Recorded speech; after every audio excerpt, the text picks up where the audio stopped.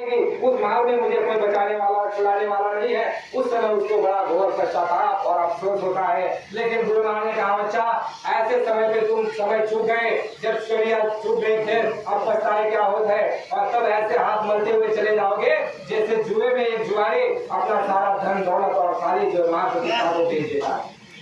ऐसी हालत तुम्हारी उस समय पर हो जाएगी। गुरु महाराज ने कहा कि ना तुम घर के रहोगे ना घाट के रहोगे।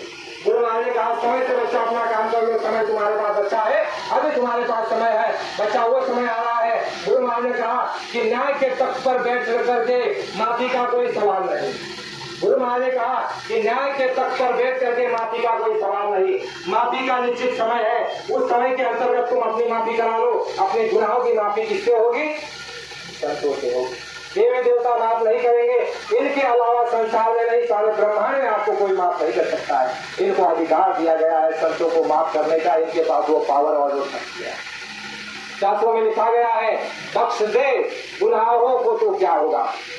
वो गुनाहों को बख्श देते हैं, उसको कोई कुछ नहीं कह सकता कि वो सर्वे सर्वा है, वो स्वयं वो है, खुद वो मालिक। गुरु महाराज ने कहा, जैसे आपने शुरुआत में सुना कि जीवात्मा जब दुख में, दर्द में, तकलीफ में, पीड़ा में, नरकों में नाना प्रकार से उनको कष्ट दिया गया, मारा गया, काटा गया, ये सब हम आप भूल चुके हैं। गुरु महाराज ने कहा कि उस काल प्रभु ने अगर ये आशीर्वाद नहीं मांगा होता, जो आपने शुरू में सुना 4 प्रकार के आशीर्वाद।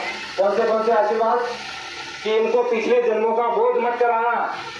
अब विचार कीजिए बाबा जी, अगर तुमको हमको बोध करा दे, अरे तुम कीड़े में पड़े थे, तुम गोबर खा रहे थे, तुम नाले में पड़े थे, सुअर बने थे, तुम सांप बन करके पीठ को घसीट करके चल रहे थे, तुम नरकों में तुमने मार खाई और पीटे गए, काटे गए, ऐसा अगर तुमको पीछे का दिखा दिया होता तो तुमने हमने संसार को छोड़ करके बाबा जी पीछे दौड़ने लगे। लेकिन वो भी चतुर और चालाक है जो तुमको हमको लेकर के आया है, उसको भी तो कारखाना चलाना है।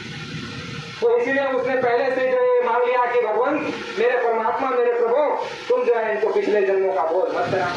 बोध कराओगे तो सारे मेरे से चले जाएंगे, क्योंकि जान जाएंगे तकलीफ झेल करके, मार झेल करके, पीड़ा झेल करके। महात्मा ने उसको खोल करके बताया, बता तो सकते हैं, दिखा रहे। ये वचनबद्ध हो गए तो गुरु महाराज ने उसको सत्संग में जो है, सत्संग मंच पर वो जो है बातों का प्रयोग करते हैं, और जो विश्वास महात्माओं पर करते हैं, जिसका संस्कार होता है, जिसका विवेक जिंदा होता है, जो धर्म पर होते हैं, उनकी बात पर विश्वास करते हैं। गुरु महाराज ने कहा, सभी महात्माओं ने कहा, स्पष्ट रूप में कहा कि तुम्हारी दशा और दिशा क्या थी इससे पहले। महात्माओं ने कहा कि कई जन्म है कीट पतंगा, कई जन्म गजमिन कुरंगा, कई जन्म सेवन में खोया, कई जन्म पंछी जगैया, केवल चाल दे सजरिया, अब की बार जगदीश मिलन सेवरिया। अब की बार है प्रेमियों, जगदीश को मिलने का अवसर मिला। इसमें रास्ता गया हुआ है, नाम की घड़ी मिल रही है, आने वाले समय में मिलेगी। तो ऐसा सुनहरा अवसर और ऐसा मौका तुमको हमको आने वाले समय में भी असंभव है, इससे पहले भी नहीं मिला। गुरु महाराज ने कहा कि उस काम को तुम करो, और जो इस काम में लगे हुए हैं अपने आत्म कल्याण के, अपने आत्म जागृति में जिनमें संस्कार है, जो कबीर और नानक और कल्टू और रविदास और मीरा के समय में जिन्होंने धर्म का काम किया, गुरु के आदेश पर चले और सत्संग बताया और जाकर के गुरु के आदेश पर काम किया, उनके लिए गुरु महाराज ने नामदान देकर के, बच्चा तुमने बड़ी सेवा की है, तुम निकलो, तुमने सेवा की है, तुम चलो यहाँ से निकलो। और हमारे आपके जैसे तो है, लेकिन मेरे जैसा दुष्ट और पापी आदमी ने जिससे अगर पाप किया होगा तो इससे सेवा ली जाएगी। ये मत समझना कि ये कोई ज्ञानी है, हम सबसे बड़े मूर्ख हैं। गुरु महाराज ने कहा, लेकिन महात्मा इस बात पर जानते हैं कि किस जीव ने किस अंग से पाप किया है, और उस अंग से महात्मा सेवा लेते हैं, उस अंग को पवित्र करते हैं। और जब तक तुम्हारे अंग को पवित्र नहीं किया जाएगा, गुरु महाराज ने कहा, तुम्हारे मन बुद्धि चित्त अहंकार पवित्र नहीं होंगे, और जब तक तुम्हारे अंतःकरण की चार शक्तियां निर्मल नहीं होगी, तब तक तुम्हारा मन निर्मल नहीं होगा, और जब तक तुम्हारा मन निर्मल नहीं होगा, आत्मा की शुद्धि नहीं होगी, और जब तक आत्मा शुद्धि नहीं होगी, तब तक वो परमात्मा उसको स्वीकार नहीं करेगी। गुरु महाराज ने कहा, रे बच्चा, जब वो आत्मा को नीचे उतारा गया, वो निखालिस थी, वो सर्वशक्तिमान थी, वो सुंदर थी, और वह जो है वह अपने रूप में परिपूर्ण थी, उसमें प्रेम था, शक्ति थी, दया थी, वो सब कुछ था। लेकिन आज अगर तुम बुराई के साथ अगर जाना चाहोगे तो वह नहीं जाया जा सकता। गुरु महाराज ने कहा, निर्मल मन सो जन्म चावे, मोह छल कपट चिन्ह लगावे।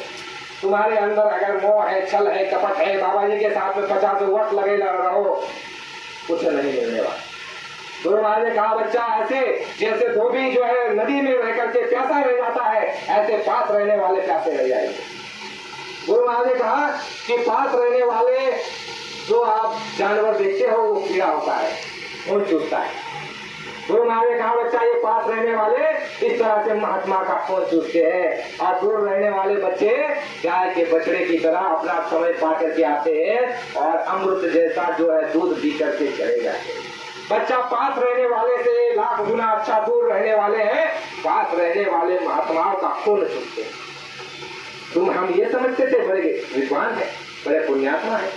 गुरु महाराज ने कहा जिसका जितना पाप होता है उस अनुसार महात्मा उसको पाप लेते हैं, उस अनुसार उससे जो है सेवा कराते हैं। अगर किसी के ऊपर ज्यादा होगा तो गुरु महाराज ने पाप ले लिया। अगर किसी की इच्छा नहीं होगी कि हमको महात्माओं के पास रहना चाहिए, उनकी इच्छा भी पूरी करी। और ये भी उसमें जोड़ लीजिए, गुरु महाराज ने ये भी कहा कि काल के नुमाइंदों ने नाम ले लिया है और भगवान ने जो है आशीर्वाद काल प्रभु को दे दिया कि महात्माओं के साथ काल के जीव भी लगे रहेंगे।